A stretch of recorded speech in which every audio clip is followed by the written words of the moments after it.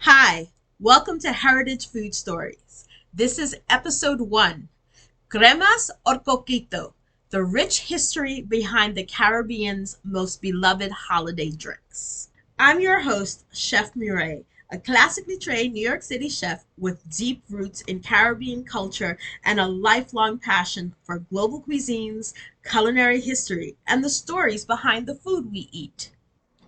There are many luscious, creamy holiday drinks throughout the Caribbean that rival eggnog in richness and flavor. These festive beverages, often coconut based, warmly spiced, and generously infused with rum, are deeply tied to culture, history, and family tradition. No shade to Coquito, which has earned national recognition with National Coquito Day on December 21st. But other Caribbean variations, especially Haitian Cremas, have equally rich histories and deserve just as much recognition. Before diving into the Cremas versus Coquito debate, it's important to understand that nearly every Caribbean island has its own version of a creamy holiday drink. So here are some other creamy Caribbean holiday drinks you should know. Across the Caribbean, these drinks go by different names. You have cremas in Haiti, coquito in Puerto Rico, crema de vie in Cuba, rum cream in Jamaica, ponche crema or ponche de creme in Trinidad and Aruba. There's a pistachio ponche creme in Curaçao and chado in Guadeloupe. While many of these drinks are often compared to eggnog, most Caribbean versions are enriched with coconut milk and cream, heavily flavored with warm spices like cinnamon, nutmeg, clove, and star anise, and flavored with rum. Why cremas and coquito are different from eggnog. What truly sets Haitian cremas and Puerto Rican coquito apart is that they are traditionally egg-free. This makes them especially appealing to anyone who prefers to avoid raw eggs while still enjoying a thick, luxurious holiday drink. If you're searching for an eggnog alternative, cremas and coquito are in a category all their own. Silky, aromatic, and deeply satisfying without the custard base. To be completely transparent, I am partial to cremas. After all, I am half Haitian, but both drinks deserve the thoughtful attention and cultural respect. So let's start with the history of Haitian cremas. There is no single documented origin for cremas, as most Haitian families closely guard their recipes and pass them down through generations. Some historians believe it may have been influenced by European milk punch, a colonial drink made with dairy, spirits, and acid to thicken the mixture. However, cremas is unmistakably Haitian. Its cultural significance is closely tied to Haiti's independence in 1804, when Haiti became the first free black republic in the world.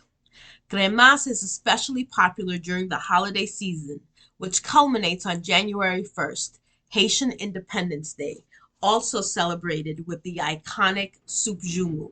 Traditionally, cremas was made using clarin, a high-proof sugarcane spirit distilled in Haiti since the 15th century. Clarin is similar to Brazilian cachaca and predates the use of commercial rums like babancu, which is more commonly used today. So what goes into traditional Haitian cremas? A classic cremas recipe includes evaporated milk, coconut cream, sweetened condensed milk, warm spices like cinnamon, nutmeg, star anise, and clove, rum, usually aged Haitian rum, like I said, babancu, fresh lime juice, which balances the sweetness and naturally thickens the drink. Cremas is more than a beverage. It's an experience.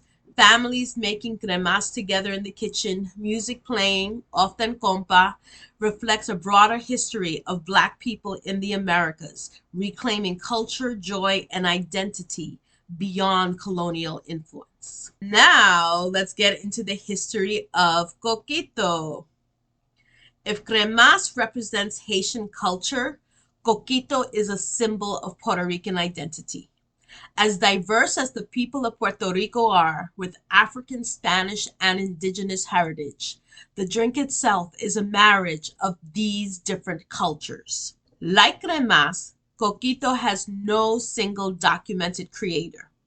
Puerto Rican families guard their coquito recipes just as fiercely, each insisting theirs is the best. Some say coquito was derived from European eggnog or posset, a custard-like dessert of cream, sugar, and lemon juice. However, it was the enslaved Africans, with their knowledge of obtaining coconut milk from coconuts and the history of sugarcane cultivation in Puerto Rico, that evolved coquito into the rum-based coconut drink infused with cinnamon and vanilla that we love today. Traditionally, coquito was also egg-free, made with coconut milk, coconut cream, condensed milk, rum, cinnamon, and vanilla. While some modern recipes include eggs, they are not historically required. Also, once Coco Lopez came on the market with cream of coconut, it made making a creamy, luscious coquito easier without having to rely on eggs from the European versions. So, cremas versus coquito, what's the real difference? The primary difference between Haitian cremas and Puerto Rican coquito lies in flavor complexity.